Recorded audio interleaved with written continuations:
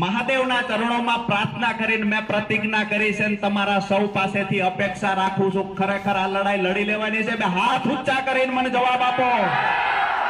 કોઈ પણ પરિણામ આવે, પરિણામની પરવા કર્યા વગર આ લડાઈ લડવાની છે. આજ્ઞાના ગામો ગામ પોલીસની ગાડીઓ દોડાવવામાં આવી, કહેવામાં આવ્યું 4 જણાથી વધારે ભેગા થતા નહીં.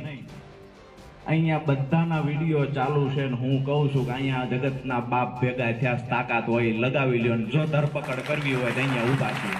આખા રાજુલા તાલુકાના ખેડૂતની વાત કરીએ, સૌરાષ્ટ્રના ગુજરાતના ખેડૂતની વાત કરીએ, તમામ ખેડૂતો દેવાદાર છે અને દેવાદાર બન્યા છે. એના દેણામાં વધારો થાય એવું કામ અત્યારે અહીંનું નગરપાલિકા કરે છે. સીધી વાત એ છે કે ખેડૂતના દીકરા તરીકે ન માનો તો કાંઈ નહીં, કમસે કમ એક માણસ બનીને તો વિચારો. હવે એક હું છેલ્લો પ્રશ્ન તમને એ કરું, સાહેબ, આ અસામાજિક તત્વોની વ્યાખ્યા શું છે? તમે અસામાજિક તત્વો માટે ક્યારેક જાહેરનામામાં તમારા ઉપરી સાહેબો સહી કરતા છે, અમને ખેડૂતોને વધારે ખબર નથી પડતી, પણ અસામાજિક તત્વોની ધરપકડ કરવી, અસામાજિક તત્વોનું લિસ્ટ બનાવવું, આવું બધું સાંભળ્યું છે અમે. તો એમાં એ કમિટીમાં તમે પણ બેઠતા છો. તો સાહેબ, અમે એટલી વિનંતી કરીએ, અસામાજિક તત્વોની વ્યાખ્યા શું છે? સાહેબ ને કહો કે એક મિનિટ વારંવાર બીમાર થતા હોય, જે સરકારી જમીન આપે સતાવી પાડતા હોય, એને ગુના થયા હોય.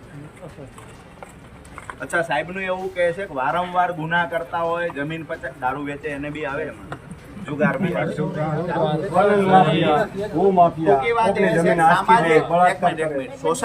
સોસાયટીને સમાજને લોકોને નુકસાન કરતા વારંવાર ગુનાઓ આચરે, પછી શરીર સંબંધી હોય ગુનો તો પણ ભલે, જમીનો પચાવી પાડવાનો હોય તો પણ ભલે, જેને સમાજમાંથી આપણે કાઢી મૂકીએ, જેને નીચા જોઈ પ્રવૃત્તિ કરી હોય એને અસામાજિક તત્વ કહીએ ને. નીચા જોઈ પ્રવૃત્તિ કરનારો એ કઈ તમને દેખાય છે? પેલા મને એટલું કહો કે અસામાજિક તત્વ ખેડૂત માટે શબ્દ પ્રયોગ જે ચીફ ઓફિસરે કર્યો છે, આ ખોટો છે કે સાચો છે?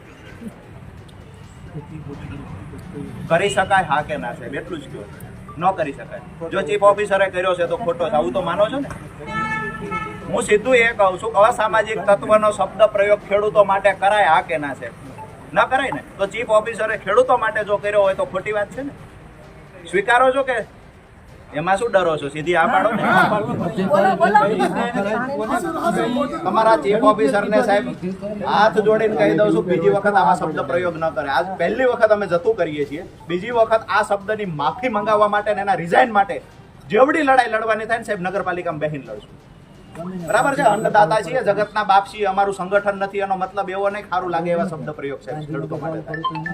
બરાબર છે? અમે ડેમ વાળી વાતની આવેદનપત્ર આપણા જે ભાઈઓ અત્યાર સુધી જે પાણી લઈ ગયા, માનો કે તમારા ઘરમાંથી હું રોજ પૈસાની ચોરી કરું છું, પછી તમે કહેશો કે અમે સીસીટીવી મૂકી દઈએ, પણ અગાઉ પૈસા ચોરી ગયા એનો હિસાબ નહીં માંગો?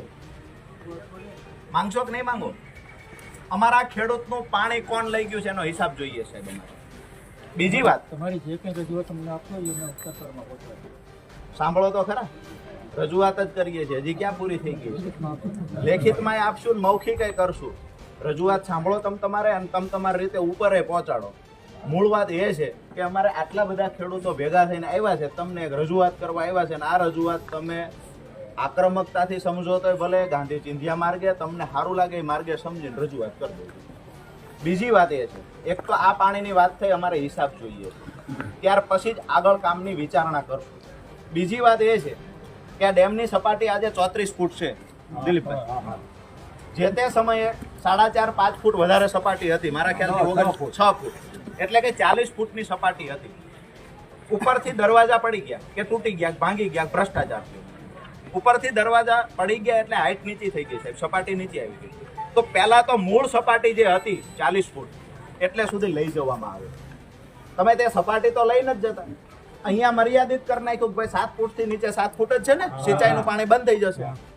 હવે તમે ડેમ નીચેથી નાનો નાનો થતો જાય અને અહીંયા 7 ફૂટનું માપ રાખો છો, ત્યાંથી પછી પીવાના પાણી માટે રાખવાનું, સિંચાઈ નહીં થાય. મૂળ વાત એક છે જે તમને પહેલા કહી કે એક તો હિસાબ જોઈએ છે અમારે, ત્યાં મીટર મૂકવામાં આવે, ભૂતકાળમાં લઈ ગયેલા પાણીનો હિસાબ થાય. બીજી વાત એ છે કે જે ખરેખર 39-40 ફૂટની જે મૂળ સપાટી હતી એ સપાટી પાછી એ મુજબના દરવાજા ત્યાં ફિટ કરવામાં આવે, એટલે ડેમની સપાટી વધી જાય. ત્રીજી જે વાત છે કે વારંવાર આવી રીતે લાઈનોના બહાને ખેડૂતો વારંવાર હેરાન થાય છે. ખેડૂતોને પોતાની ખેતીનું કામ છોડી અને ન છૂટકે અહીંયા રજૂઆત કરવા આવવું પડે, ન છૂટકે સંમેલનો કરવા પડે, મિટિંગો કરવી પડે. તો ક્યાંક ને ક્યાંક ઘણી બધી એવી યોજનાઓ છે કે ત્યાંથી પીવાના પાણીની વ્યવસ્થા અહીંયા થઈ શકે. તો શા માટે માત્ર ને માત્ર આ એક જ ડેમને ટાર્ગેટ કરવામાં આવે? તાતરવડી ડેમના ખેડૂતોને ખેતી કરે છે, એની ખેતી છોડાવીને કોકના કારખાને મજૂર બને, ખેતી છોડીને ભાગી જાય, વેચી દે, એવા તંત્ર દ્વારા ષડયંત્રના પ્રયત્ન થતા હોય આવું સાહેબ અમને લાગે છે. ગઈકાલે મેં એક વિડીયો જોયો, શર્મિંદા થવું પડે તમામ અધિકારીઓએ. અહીંના ચીફ ઓફિસર એવું કે અમુક અસામાજિક તત્વો, તમને આ જગતના બાપ અસામાજિક લાગે છે? તમારા માધ્યમથી ચીફ ઓફિસરને ઉપર રજૂઆત કરીને એના દ્વારા ચીફ ઓફિસરને માફી મંગાવજો.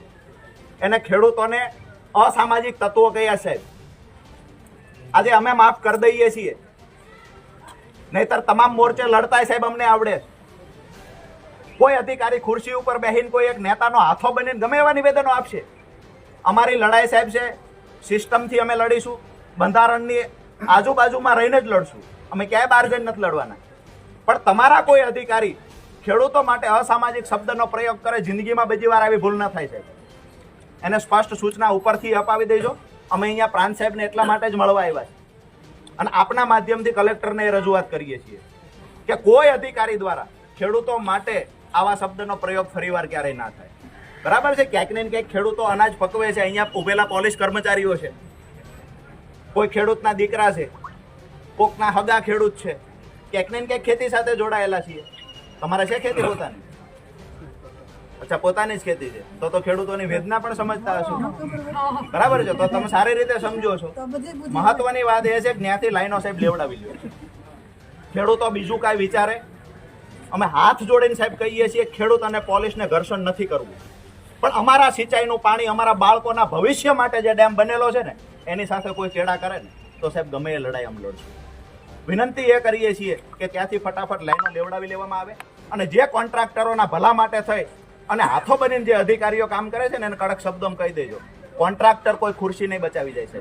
અહીંયા ખુરશી પર તમે વર્ષ 2 વર્ષ માટે બેઠા છો, અમારા ખેડૂતોને આખી જિંદગીની પેઢીઓ અહીંયા કાઢવાની છે. અને અમને પીવાનું પાણી આપવામાં વાંધો નથી, ત્યાં મીટર લગાવવામાં આવે, ભૂતકાળનો હિસાબ કરી દેવામાં આવે અને જે ડેમની સપાટી હતી એ રાખવામાં આવે. અને જે વધારાનું પાણી આવે છે, વધારાનું પાણી સૌની યોજનાથી ભરો. અમારા ખેડૂતોનું જે ચોમાસાના પાણીનો સ્ટોક થાય છે એ પાણી અમારું એમનામ રાખી દેવામાં આવે. તાતરવડી 2 છે એનો ઉપયોગ કરો. આપણને કોઈને વાંધો છે? તાતરવડી કોઈને વાંધો નથી. એ ડેમ પડ્યું છે તેનો ઉપયોગ નથી કરતા. બીજી કોઈ યોજનાઓ જ નથી સાહેબ કે આ 13 ગામના ખેડૂતો આપણી ધ્યાને આવી ગયા છે કે બસ આ ખેડૂતોને જમીન છોડાવી દેવાની છે.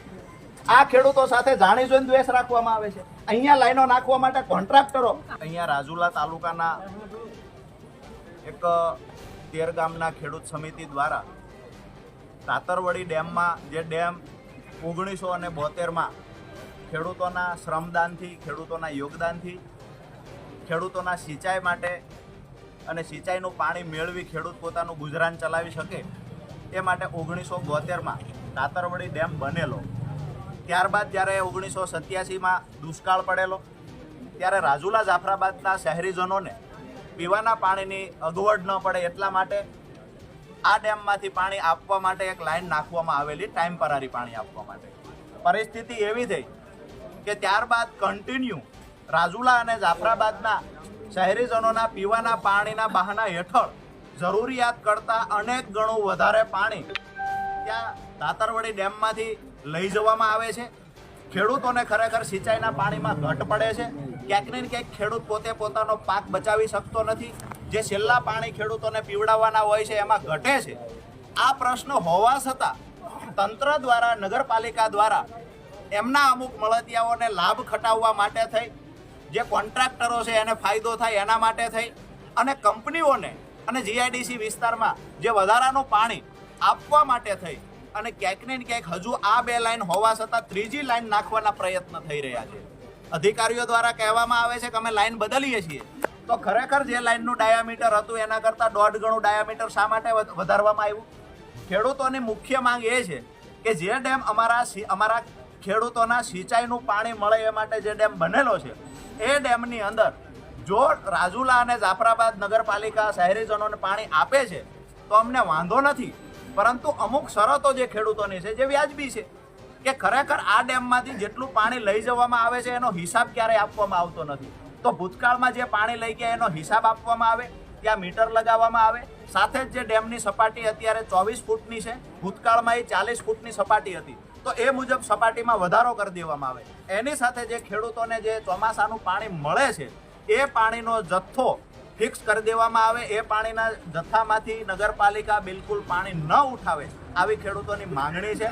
આવનાર દિવસોમાં જો તંત્ર દ્વારા આને આ જ રીતે ખેડૂતોને હેરાન કરવામાં આવશે અને ખેડૂતોના સિંચાઈના પાણીમાંથી પાણી ચોરી અને કોઈ કંપનીઓને આપવાના જો પ્રયત્ન થશે તો ખેડૂતો ગાંધી ચિંધ્યા માર્ગે જેવડી પણ લડાઈ લડવાની થાય એ લડાઈ લડશે. ખેડૂતોએ મન બનાવી લીધું છે કે આવનાર દિવસોમાં પોતાના બાળકોના ભવિષ્ય માટે, પોતાની ખેતી બચાવવા માટે અને સિંચાઈના પાણીમાંથી કોઈ ચોરી ન કરી જાય પાણીની, એના માટે થઈ અને ખેડૂત પોતાના પરિવાર સાથે આ ડેમમાં જેવડી આહુતિ આપવાની થાય એવડી આહુતિ